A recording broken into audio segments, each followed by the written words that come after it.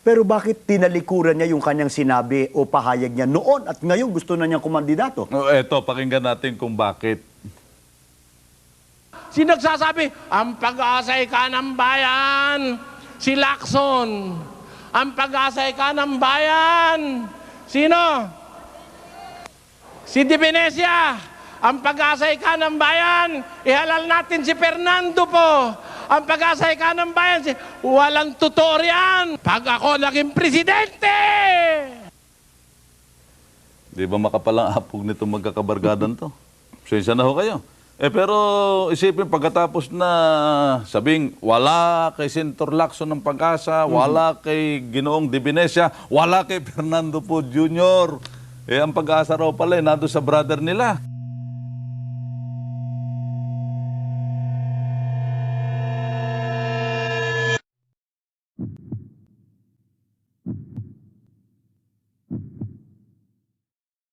Sino nagsasabi, ang pag-aasay ka ng bayan, si Lacson. Ang pag-aasay ka ng bayan, sino? Si Di Venecia. Ang pag-aasay ka ng bayan, ihalal natin si Fernando po. Ang pag-aasay ka ng bayan, walang totoo yan. Walang tao na makapagbibigay ng pag-asa sa kapwa-tao maliban sa ating Panginoon. Nakasulat sa Biblia yan, mga kapatid. Ang tagal na eh.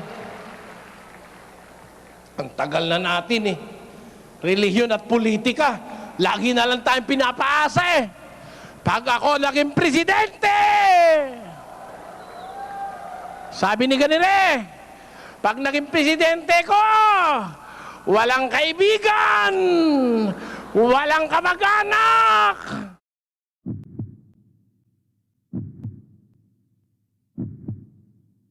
Pero bakit tinalikuran niya yung kanyang sinabi o pahayag niya noon at ngayon gusto na niyang kumandidato? Eto, pakinggan natin kung bakit. Sino nagsasabi, ang pag-aasay ka ng bayan, si Lacson. Ang pag-aasay ka ng bayan, sino? Si Di Venecia. Ang pag-aasay ka ng bayan, ihalal natin si Fernando po. Ang pag-aasay ka ng bayan, walang totoo yan. Walang tao na makapagbibigay ng pag-asa sa kapwa-tao maliban sa ating Panginoon. Nakasulat sa Biblia yan, mga kapatid. Isipin pagkatapos na sabing wala kay Senator Lacson Ang ng tagal Pag-asa, na eh. wala kay Ginoong Di Venecia, wala kay tagal na Fernando natin po eh. Jr. Relihiyon Ang at Pag-asa politika. raw pala nando sa Lagi brother na lang nila. tayong pinapaasa eh. Pag ako naging presidente!